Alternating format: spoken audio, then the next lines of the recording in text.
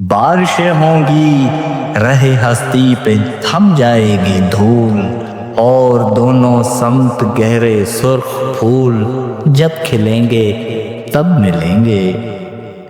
ताउफक जिस वक्त होगी एक फिजाए सुर्ख रंग अपने काशानों को लौटेंगे कुलंग तब मिलेंगे सब मिलेंगे। सागा डिजिटल के नए सिलसिले सागा शायर में मैं हूं आपका मेजबान मसरूर पीरजादो।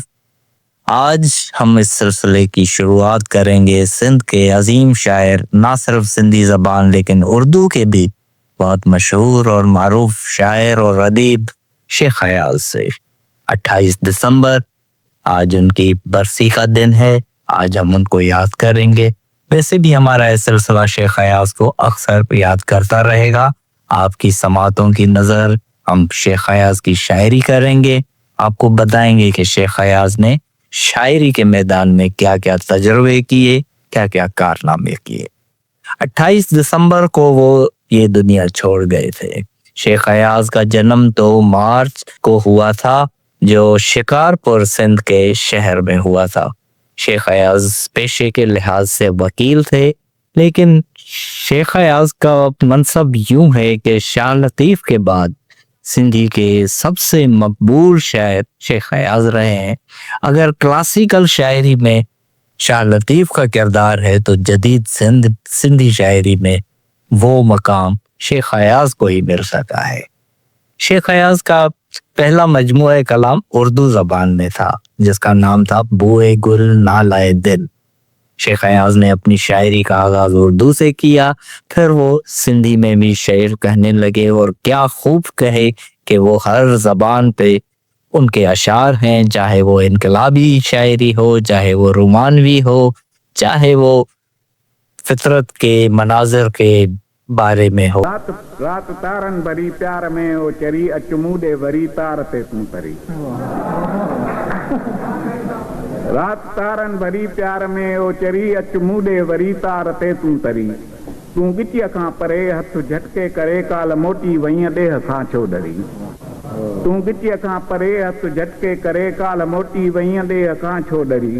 का त मुखड़ी किरी कुछ। शेख अयाज मौजूआत के हिसाब से बड़े वर्सटाइल शायर है, वरना आपने देखे हैं कि शौरा के कुछ खास खास टॉपिक्स होते हैं जिस पे वो शेर कहते हैं, लेकिन शेख अयाज का कैनवास शायरी का बहुत वसी है। आज हम उनकी उर्दू शायरी के हवाले से बात करेंगे। उनकी पहली जो किताब थी, जो पहला शेरी मजमूआ था, उसका नाम मैंने अर्ज किया कि वो था बूए गुल नालाए दिल। बाद में भी उन्होंने उर्दू शायरी की, जो फिर पहला मजमुआ भी उसमें शामिल था, उसका नाम था नीलकंठ और नीम के पत्ते। शेख अयाज की शायरी में जो खास बात है वो रोमांस और इनकलाब का संगम है। वो रोमांस जो एक शख्स से शुरू होता है, वो फिर पूरे देश तक उसका फैलाव होता है, और फिर वो इनकलाब की सूरत में सबके सामने आ जाता है। और जो ज़माने के जुल्म है, जो जबर है, जो नाइंसाफ़ी है, उनके खिलाफ शेख अयाज की शायरी एक बगावत, एक ललकार है। एक नज़्म है शेख अयाज की, दूर कैलाश से चांद हेमंत का मेरे मन को हमेशा बुलाता रहा। मैं के रणबीर था, लू में लड़ता रहा, बर्छियों के तले झपकियां नींद की मुझको रास आ गई। करन पे सूरज के नख जब चमकने लगे, मैंने चेहरा ना उनसे छुपाया कभी।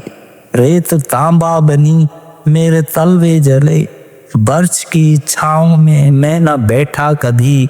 घाव जब भर गए मेरे हर अंग पर, कितने काले गुलाबों के पौधे मिले।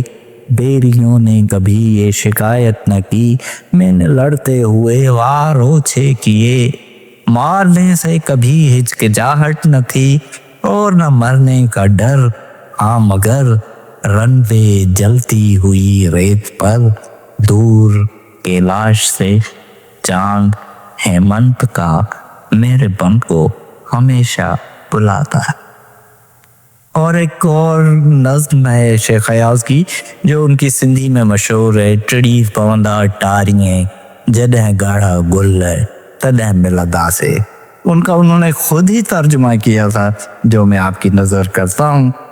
بارشیں ہوں گی رہے ہستی پہ تھم جائے گی دھول، اور دونوں سمت گہرے سرخ پھول جب کھلیں گے تب ملیں گے۔